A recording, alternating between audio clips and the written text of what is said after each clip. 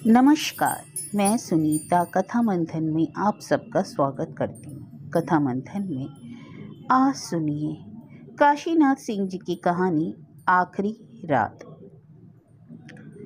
ऊपर का कमरा है, खिड़कियां हैं, रोशनी है, फागुनी हवा है, ठंडी और सौंधी। रात के 11 बजे हैं। मैं अकेला बैठा हूँ, शायद प्रतीक्षा भी कर रहा हूँ। किवाड़ खुले हैं जरा से, सामने छत है, चांदनी छिटकी है बेशुमार, आकाश में तारे होंगे ढेर से। देखूं तो खिड़की से दिख सकते हैं, किंतु मेरी आंखें दहलीज पर हैं। वहाँ मुट्ठी भर चांदी है, चुटकी भर प्रकाश, दोनों परस्पर घुल गए। कभी कभी आंखें पिछल जाती हैं वहाँ तक जहाँ जीना शुरू होता है। पत्नी को कल दोपहर गांव जाना है। उनके दादा आए हैं, वे एकदम नीचे सोए होंगे। घर के लोग और भी खा चुके होंगे। पत्नी खा रही होगी या देर कर रही है, यह मुझे बिल्कुल पसंद नहीं। पत्नी छत पर दिखती है, हवा का झोंका आता है, आंचल हिलता है, एक गुलाबी रंग वातावरण में गूंज जाता है। मैं बोलता नहीं हूँ, हाथ उठता है, सिर झुकता है एक खास अंदाज में, जिसका अर्थ प्रणाम नहीं आदाब है। पत्नी के चेहरे पर मुस्कान है, एक उल्लास। आज उन्होंने 2 चोटियां की हैं।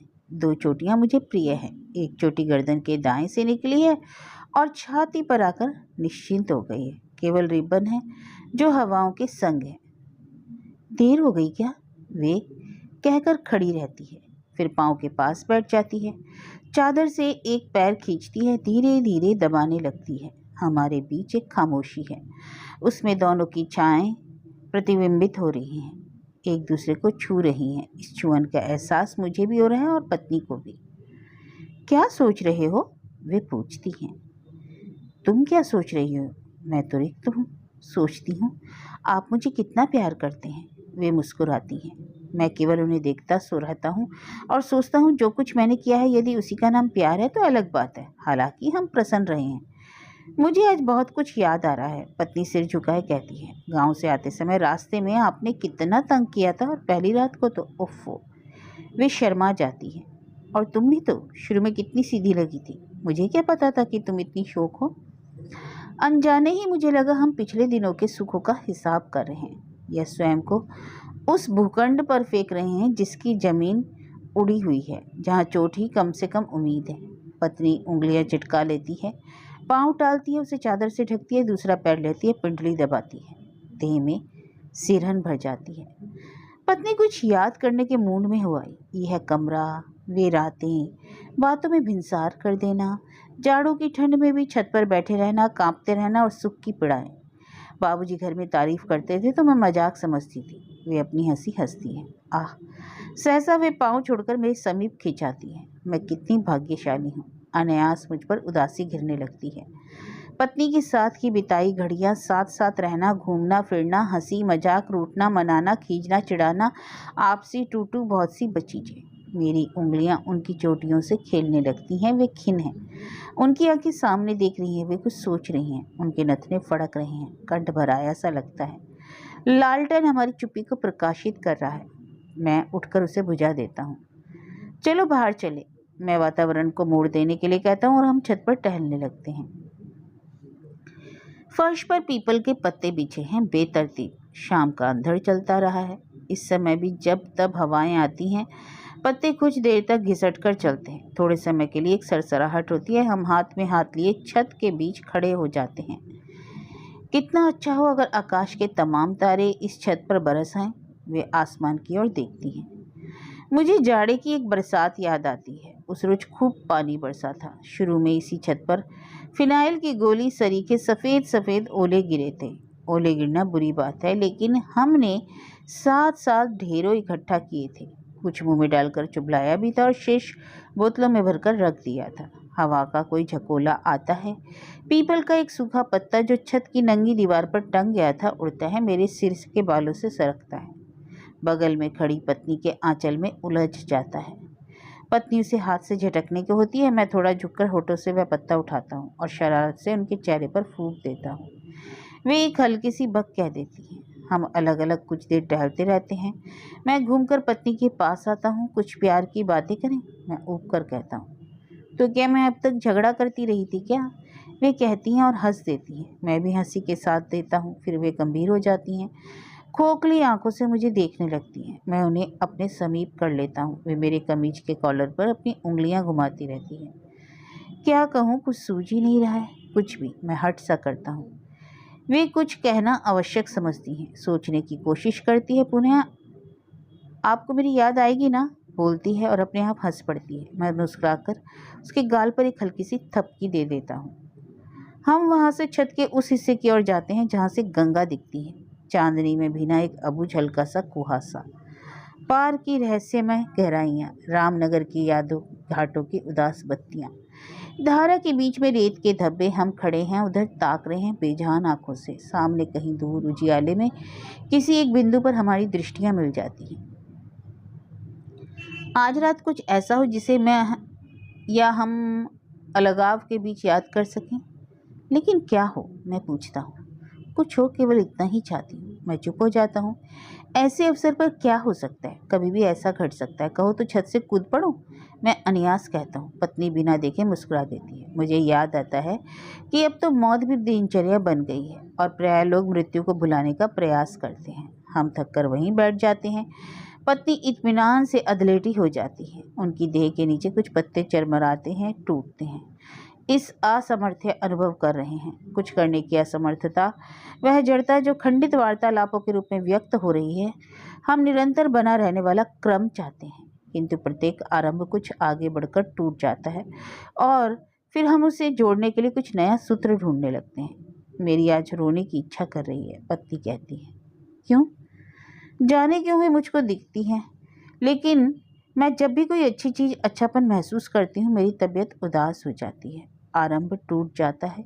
एक खामोशी व्याप्त होती है, खामोशी जो कहीं बाहर नहीं है, हमारे भीतर है।